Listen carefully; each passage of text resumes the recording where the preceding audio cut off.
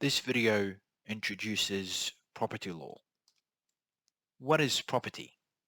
The most common classification of property is, as you can see on the screen in front of you. So we've got real property, personal property, intellectual property, family property. Now, a very common misconception that people have is that property implies land or buildings. That's not the case. That's just one type of property. So real property, let's start by looking at real property. What is real property? And this is where, this is the most probably relevant type of property for a lot of people. Uh, the real property can be classified again into two types, corporeal and incorporeal. So corporeal is sort of materialistic, and incorporeal is, property that has no material existence. So when we're talking about corporeal property, examples of corporeal property include land, and then another type of corporeal property are fixtures. Okay, so buildings, for instance, on land would be considered as corporeal.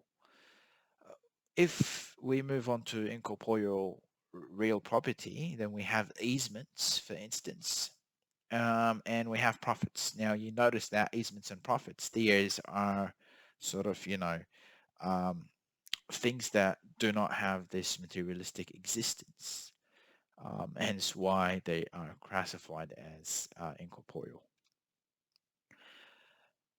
As I said earlier on, property can be classified into these four main classifications that I went through. So we discussed real property in the previous slide.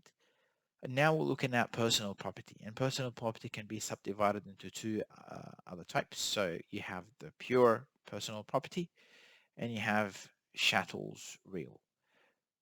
Let's look at pure personal property. So pure personal property, again, can be subdivided into two parts. So we have choses in possession. So choses means things, and these are the tangible things, such as, for instance, a car. That would be a chose in possession. You also have intangible property, and that is an intangible personal property, and that is a chose in action. So choses in action. These are intangible, and an example of that would be copyright. Now, for chattels real, leases would be classified as chattels real. So this is for personal property. Now, an important thing that we have to understand is what exactly, or specifically, what is the definition of property? Because as I said, the misconception amongst people is that property implies land or a building.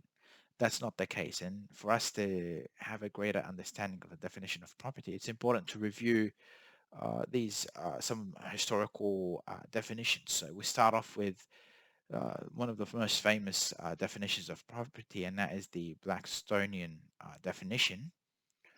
And the Blackstonian definition is as follows. So property is the sole despotic dominion. So notice the words that are highlighted in red, sole and despotic dominion, which one man claims and exercises over the external things of the world. So we have things that are mentioned in total exclusion of the right of any other individual in the universe. So there is this right of exclusivity, if you like, of use. Um, it's over things, highlighted in red, and it's a sole and despotic dominion, right? So controlled by this, single entity. Another legal historian, in this case, that gave a definition of property is John Locke, and the definition for John Locke is as follows: the labor of his body and the work of his hands, we may say, are properly his. Whatsoever then he removes out of the state that nature hath provided, and left it in, he hath mixed his labor with, and joined to it something that is his own, and thereby makes it his property. So what John Locke is saying that, property is a thing derived from the fruits of one's labor. Okay. Jeremy Bentham again gave a definition another famous legal philosopher. Uh, Property and law are born together, and they die together. So before laws were made, according to Jeremy Bentham, there was no property. Take away the laws, and property ceases. So there's this direct relationship that's seen by Jeremy between property and law, and they're sort of inseparable. Kevin Gray also gave this very interesting definition or theory on property. So he claimed that property was not real. It is an abstract signification of a power relationship based in the power to exclude. So it's so Kevin considered property as an abstract thing that consisted of a relationship. So it was all about a power relationship where you had the power to exclude others. So these were perceptions of legal philosophers, so historical perceptions.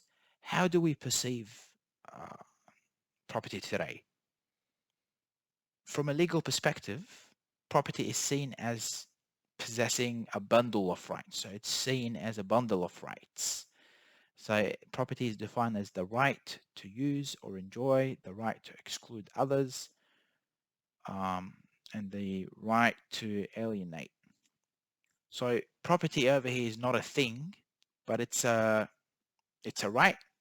So you can think of it as rights in or to do things. So it's rights to do things, it's right in things, but it's not the thing itself.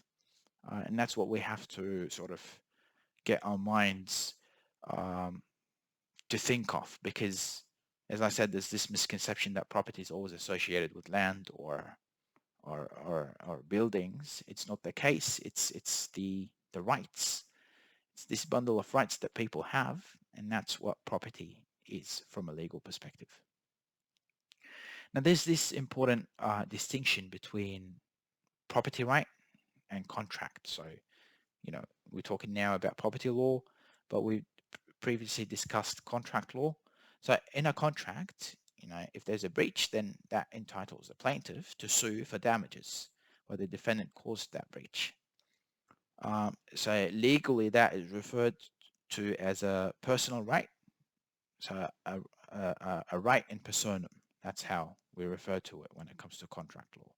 Third parties are generally excluded in contract law, and that's because they're not privy to the contract. And we talked about the privity of contract, the doctrine of privity to the contract. Property law, however, is concerned with the right over a thing. So as we said, it's a bundle of rights and it's over a thing. Therefore, it's considered as a proprietary right in rem. And that's legally how we perceive it. So what does that mean for a plaintiff? Well, a plaintiff has two separate remedies when we're talking about property law. So one is a contractual one, where the contractual remedies against the original party, so the defendant in this case, and they also have a proprietary remedy against third parties. So third parties are not, you can't do anything to a third party in contract law because they're not privy to the contract. Whereas property law enables you, so contract law, you can't do anything against third parties, but property law enables you to take certain actions against third parties. So it protects you. It gives you the right of exclusive use of the property, and hence you can protect that right against third parties. And this is where it ties very closely to the discussion that I was explaining, personal right and proprietary right. On what the difference between these two is. So let's assume that a landlord agrees to grant me a lease, but before I take possession, the landlord grants another lease to a third party. Okay, so I had an agreement originally with the landlord that I was going to lease this property, but then he goes on and offers another lease to a third party. Now, I can sue that landlord for breach of contract, and that would be considered as a personal right. So I'm suing because of that personal right, or I sue the third party, so the third party that was given that additional lease based on this proprietary right that I have. So as I said, property law, you're able to protect your exclusive use of the property against third parties. Now, I'm not able to do that in contract law because that third party is not privy to the contract. However, I am able to do that in property law. Now, in terms of property law and how it's governed, there's a lot of aspects to it. So there is the common law, there's equity, but then also there's, and most importantly, there's the statutes. And one of the most important statutes that are relevant when it comes to property law is the Conveyancing Act, 1919. So this New South Wales Act, it codifies much of the property law in New South Wales, improves the practice of conveyancing. So when it comes to land transfer and whatnot, specifically, of importance is Section 54A, Part 1, which states that the contract for sale of land must be in writing. So this is by law in this statute. If you want to sell land, it has to be in writing. Another statute that's important in property law is the Real Property Act. It's legislation regarding property, specifically titles to land and the facilitation of its transfer. And in New South Wales, it introduced this Torrens system, which is based on title, obtaining certificate of title by registration of the land. Now we move on to this important doctrine, which is the doctrine of estate. It's important in property law because it's the doctrine of estate basically says that there are two types of estates.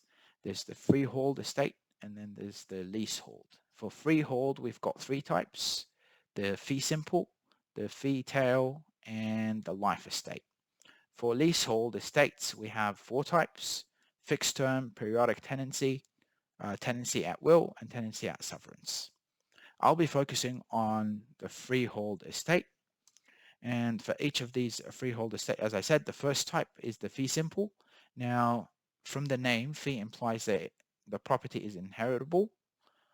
So, it can be inherited by, the relatives maybe of the person when they pass away. And simple implies that succession is not limited. So it's not limited to maybe one generation or two generations. It's unlimited. It's the largest estate in property law, and that's why it's important that we focus on it. Fee simple estate. The second type that I want to talk about is the fetal estate, and this ceased to be practiced, so it's no longer practiced in Australia. It was because it was based on inheritance by a male descendant. So all fetal estates got converted into fee simple estates. The final estate type is a life estate, and that's where the estate is earned for the life of the person on whom it is conferred. So once that person passes away, the estate ceases to exist. So that's why it's non-inheritable.